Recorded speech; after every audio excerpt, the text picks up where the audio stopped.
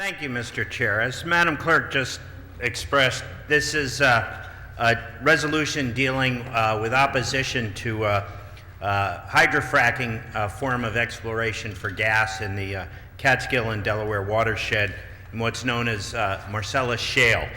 This is a geological formation that basically extends from West Virginia up to Canada, comes through Pennsylvania where this drilling is already started, comes through western New York and up into the New York City watershed.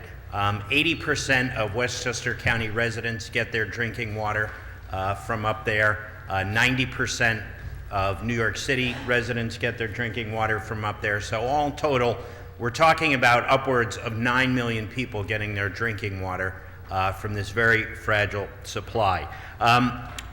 We've taken a very thorough review of this. We've met with the Independent Oil and Gas Association of New York. We met with the New York City DEP, New York State DEC. We met with Riverkeeper, the Sierra Club. You heard from Citizens Campaign for the Environment.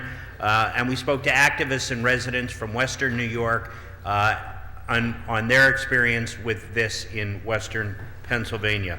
I'll just give you a very brief description of what this entails. These are smaller drilling pads, and in some cases there can be dozens of them in a community about a mile apart. And what they'll do is they'll cut dirt roads into these rural mountainous communities. And the oil and gas industry told us that in some cases it takes 6,000 trucks to maintain just one of these pads, bringing piping, water, compressors. It also entails drilling these massive sludge ponds, which will hold toxic waste and sometimes spill over and erode and leach. There are loud compressors and other heavy equipment traveling on these rutted dirt roads. The process then is, once the drill is bored, is to inject highly toxic chemicals and water into the formation to force the gas out. And this can be a dangerous threat to our water supply. And some of the other things that we found out is then that the infused water that's been infused with chemicals and forced down then has to be recovered.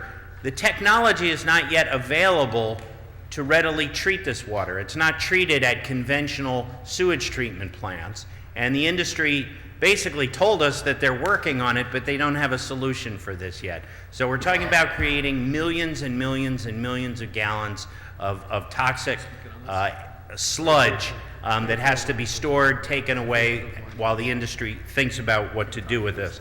Not to mention the miles and miles of pipes. There are a number of problems with this, and it has to do with state conservation law. It basically, when it comes to oil and gas exploration, it precludes local regulation.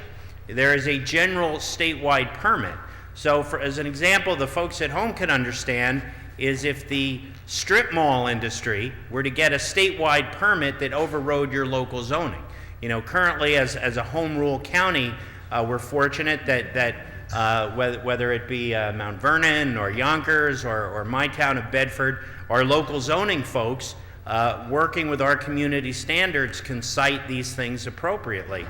Communities have lost that ability under this. So it basically says that these wells and these pads can go anywhere in the community with no say, with no input.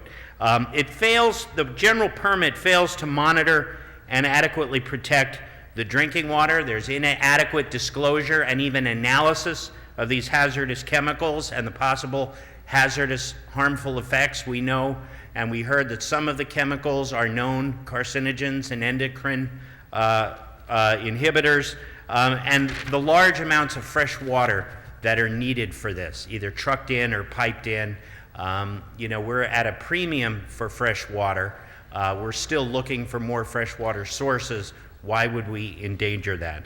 There's further damage to the landscape, to wildlife, and there is no local environmental impact study. Again, going back to the example of a strip mall. If a strip mall were to go into Armonk, the town of North Castle would require a local seeker or environmental review process. There was one done statewide for this. We're calling for local environmental reviews for this. There's been no cost-benefit analysis. The EPA has serious reservations, and those are their words, about doing this in the watershed, and they've just initiated a study of this, and we support that, and we're calling for a moratorium until that study is complete. And the New York DEC union, who would be responsible for enforcing this, opposes hydrofracking. There are just so many questions about this. Now, we as a committee, we're very sensitive to the fact that we understand the economic plight of upstate New York and the need for job creation up there and the need for bridge energy until we get to a clean technology. We are the Committee on Environment and Energy. And we were very impressed by the comments of the Oil and Gas Association. However, the questions and the threats are too severe, and too many questions remain unanswered. So in this resolution, we are calling for a ban on hydrofracking in the New York City and the Catskill, Delaware watersheds. We're calling for a statewide moratorium pending further independent scientific review and the review by the EPA and the DEC, among others. And we're calling for the governor to withdraw the draft settlement supplement generic EIS, again pending more review and calling for localized environmental review. So that's a long way of saying this is a grave threat to our drinking water supply. We did not want to hamper local municipalities because we respect other municipalities, calling for an outright statewide ban. As we in Westchester believe in self-determination, we left that to them. But there are so many questions and serious reservations that this was voted on unanimously in a bipartisan fashion by our colleagues on the committee, and we urge the board will pass this as well.